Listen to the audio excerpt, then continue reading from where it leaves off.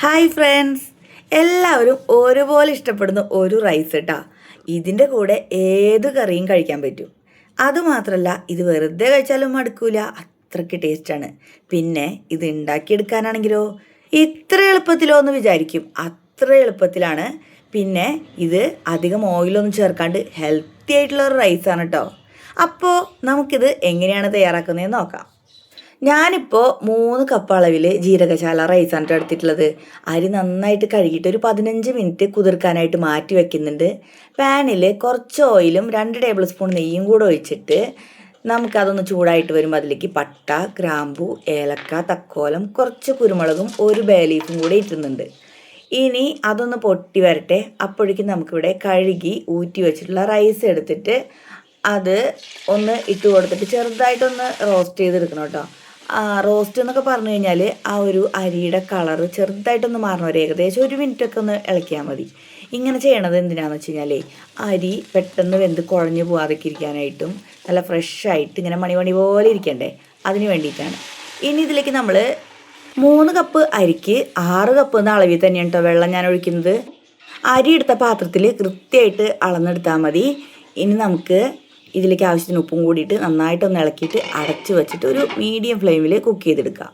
ഇനി മറ്റൊരു പാനിലേക്ക് നമുക്ക് കുറച്ച് ഓയിലും കുറച്ച് നെയ്യും കൂടെ ഒഴിച്ച് കൊടുക്കാം.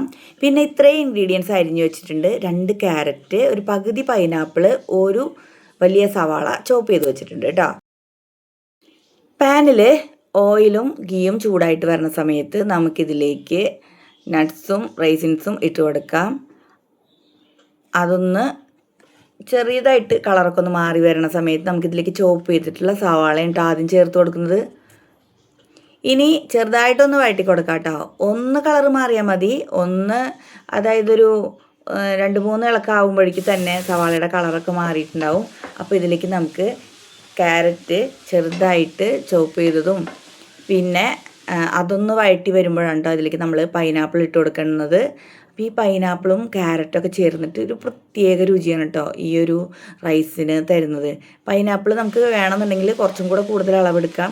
ക്യാരറ്റ് അളവ് കുറയ്ക്കണമെങ്കിൽ കുറയ്ക്കാം. അങ്ങനെ നമ്മുടെ ഇഷ്ടത്തിന് പച്ചക്കറികൾ കൂട്ടുക കുറയ്ക്കുക ചെയ്യാം കേട്ടോ. ഇത്രയും മതി കേട്ടോ. ഈ ക്യാരറ്റും പൈനാപ്പിളും മാത്രം മതി. ഇത് നന്നായിട്ടൊന്ന് വഴറ്റിയെടുത്തതിന് ശേഷം നമ്മളുടെ റൈസ് ഇവിടെ കുക്കായി വന്നിട്ടുണ്ട്. അപ്പോൾ നമുക്ക് അതിലേക്ക് ഡയറക്റ്റായിട്ട് അങ്ങോട്ട് ഇട്ട് കൊടുക്കുക കേട്ടോ ചെയ്യുന്നത്. എന്നിട്ട് നന്നായിട്ടൊന്ന് മിക്സ് ചെയ്ത് കൊടുക്കാം. അപ്പോൾ പാകത്തിനാണ് കേട്ടോ നമ്മുടെ റൈസ് വെന്ത് വന്നിട്ടുള്ളത്. ആ ഒരു വെള്ളം വച്ചത് കറക്റ്റ് അളവിനാണ്, അത് വറ്റി വരുന്നതാണ് പാകം. ഈ ഒരു റൈസ് തയ്യാറാക്കി വെച്ച് കഴിയുമ്പോൾ തന്നെ ഉണ്ടല്ലോ അടുക്കളയിൽ പ്രത്യേക ഒരു എന്താ പറയുക, നമുക്കിങ്ങനെ കൊതിപ്പിക്കുന്നൊരു രുചി എന്നൊക്കെ പറയില്ലേ, അങ്ങനത്തെ ഒരു കൊതിപ്പിക്കുന്നൊരു സുഗന്ധമാണ് കേട്ടോ വരുന്നത്. അപ്പോൾ നമ്മൾ ഉണ്ടാക്കിയത് കല്യാണ വീട്ടിലൊക്കെ തയ്യാറാക്കണ തരത്തിലുള്ള ആ ഒരു റൈസ് ഉണ്ടല്ലോ, അത് വളരെ പണ്ടാണ് കേട്ടോ ഞാൻ കഴിച്ചിട്ടുള്ളത്. അപ്പോൾ ആ ഒരു മണവും രുചിയും ആ ഒരു കാലഘട്ടത്തിലേക്ക് തന്നെ എന്നെ കൂട്ടിക്കൊണ്ട് പോയിട്ടോ ഈ ഒരു റൈസ്. ഇതിൻ്റെ കൂടെ എന്ത് കറിയും ചേരും കേട്ടോ. പക്ഷെ ഞാനുണ്ടല്ലോ ഇങ്ങനെ വെറുതെ എടുത്ത് കഴിച്ചുകൊണ്ടിരിക്കുകയായിരുന്നു.